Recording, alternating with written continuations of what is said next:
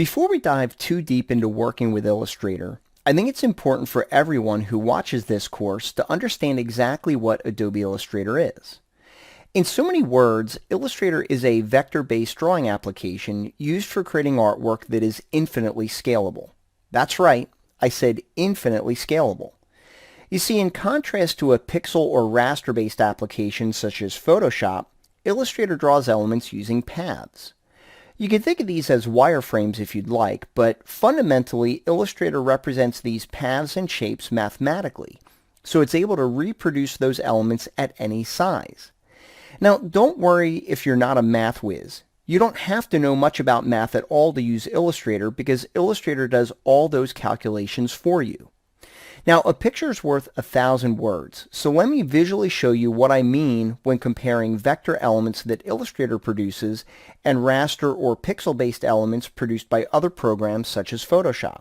Illustrator can be used to draw pretty much any type of artwork, but one of the areas where you'll see Illustrator used quite heavily is in the creation of logos. Every logo in the free world should be created in Illustrator, and if it's not, it probably should have been. And more than likely somebody messed up. Because having a logo created in Illustrator gives you so much flexibility and options that there's simply very few reasons to create it as anything but a vector-based logo. Now, I'm beginning this video with this raster vector file already open, and essentially what I have here is on the left-hand side I have a raster-based piece of artwork, and on the right side I have a vector-based piece of artwork. Now what I'm going to do is I'm going to zoom in on this coffee cup on the left-hand side. And you're going to notice that as I zoom in, it doesn't take very long until the pixels start to appear and I can literally see all of the individual pixels that make up the artwork, which is this coffee cup.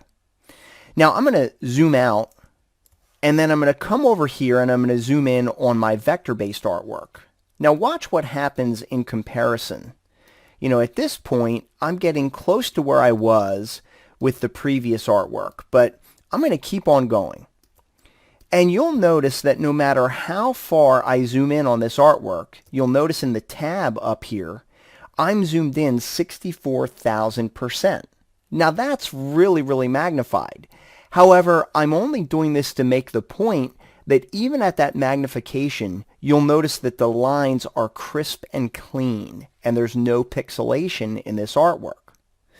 And I'm going to zoom back out here, and it's important for everybody to know that what we're going to be creating inside of Illustrator is what we see over here on the right. Now, make no mistake, some artwork that we create in Illustrator could involve the use of images, and we might end up placing raster-based artwork to create the final appearance that we're looking for. So keep in mind, anything you draw in Illustrator is inherently vector-based and will allow you to benefit from the advantages that vector-based artwork offers. Among those benefits, of course, is the ability to scale artwork to any size that you wish.